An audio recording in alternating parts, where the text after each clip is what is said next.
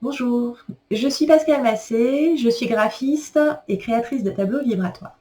Donc pour cette deuxième vidéo, je vais parler de comment agit une œuvre vibratoire et comment l'utiliser.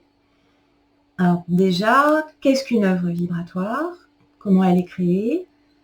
Donc c'est un dessin, un tableau, mais ça peut être aussi une sculpture, une création, qui a été créé en se connectant à des énergies élevées et bienveillantes, et c'est une forme de canalisation. C'est en tout cas comme ça que moi je le vis. Dans mon cas, ce sont d'abord des couleurs qui arrivent à moi, c'est-à-dire qu'il y a un moment où il y a vraiment une couleur qui vient à mon esprit, et là j'ai envie vraiment de créer, c'est plus fort que moi. Ça peut arriver à n'importe quelle heure. Et ensuite, je perçois quelle forme de géométrie sacrée je vais utiliser et comment elles vont se positionner. Et ça se fait très naturellement au fur et à mesure de la création. Alors, il peut arriver aussi que je perçoive comment l'œuvre va agir. Alors, souvent, c'est en cours de création. Ça peut être vraiment à la fin, quand je me connecte à mon dessin, quand c'est terminé. On me dit, vraiment, on me dit comment ça va agir. Alors, ça peut travailler sur un blocage, un type de blocage en particulier, sur des émotions, sur un chakra, il y a plein de possibilités. Souffler. Donc souvent, c'est l'intention qui m'est soufflée quand ce n'est pas une demande particulière, parce qu'il peut aussi y avoir des demandes particulières. Quelqu'un qui me contacte et qui me dit, bah voilà, j'aimerais quelque chose qui m'aide à m'ancrer et quelque chose vraiment de personnalisé. Donc là, c'est différent parce que je me connecte à la personne, à la notion d'ancrage, et là, les infos arrivent un petit peu différemment, mais ça reste une création qui se fait en réceptivité. Alors pour les demandes particulières qu'on peut me faire, ça peut être aussi des lectures d'âme, même si j'aime pas trop ce terme-là. Donc pour commencer, je demande juste une photo et le prénom de la personne. Et donc voilà, je me connecte à elle, je me connecte pas à la personnalité humaine, je me connecte vraiment à ce qu'elle est au-delà de son incarnation. Donc après, chacun utilisera le mot qui lui correspond.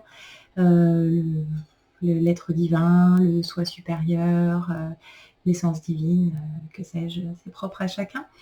Mais c'est vraiment surprenant à chaque fois pour moi de faire ce travail-là. Ça peut arriver encore très souvent, mais c'est vraiment une grande surprise parce que je me retrouve à me connecter à des énergies qui sont très très différentes des miennes, à les ressentir et à utiliser des couleurs comme je ne l'aurais pas fait autrement. C'est-à-dire des couleurs qui ne me parlent pas d'habitude, que j'utilise peu, des mélanges de couleurs que je n'aurais jamais fait autrement. J'aurais même pas pensé que ça aurait pu être harmonieux.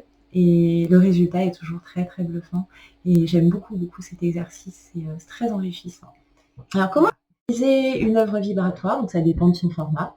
Pour les grands formats qui vont se poser au mur, ou qu'on peut poser sur une étagère, donc ça peut être pour harmoniser, pour apporter une énergie vivifiante ou au contraire apaisante. Donc ça dépendra vraiment de la nature de la pièce et de l'usage qu'on en fait et de ce qu'on a besoin de mettre en place dans cette pièce.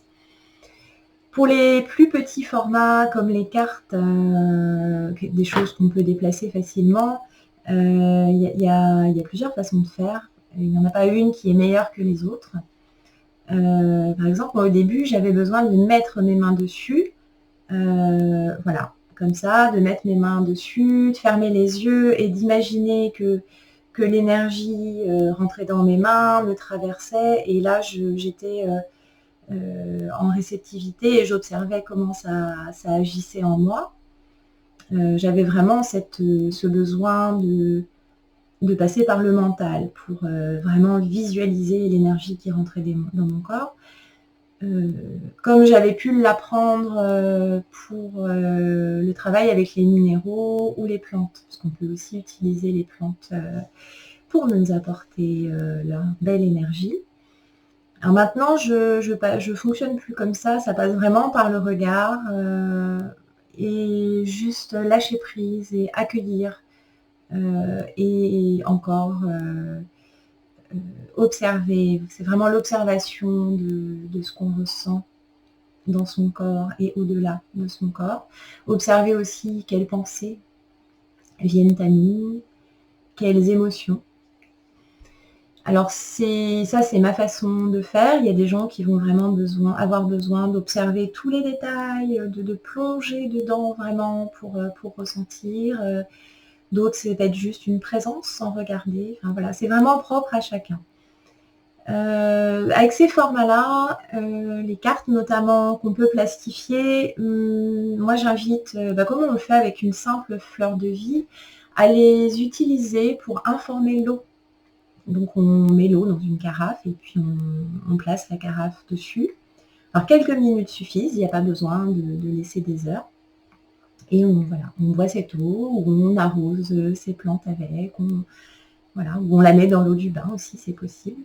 Alors moi, avec mes enfants, on s'amuse de temps en temps à faire des tests. On prépare plusieurs verres d'eau. Et alors, il y en a un dans lequel il y aura de l'eau du robinet. L'autre, ce sera juste de l'eau filtrée. Un autre, ce sera juste une fleur de vie. Et un autre, une de mes créations, imprimée sur carte. Et ensuite, on goûte l'eau.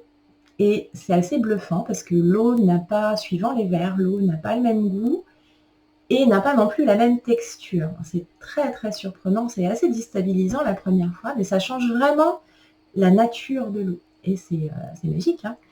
Et alors l'intérêt de faire ça avec de l'eau, c'est que notre corps est constitué entre 65 et 75% d'eau, je crois, pour les adultes, plus pour les jeunes enfants. Et donc l'eau qui a été informée par le dessin va informer elle-même l'eau de notre corps.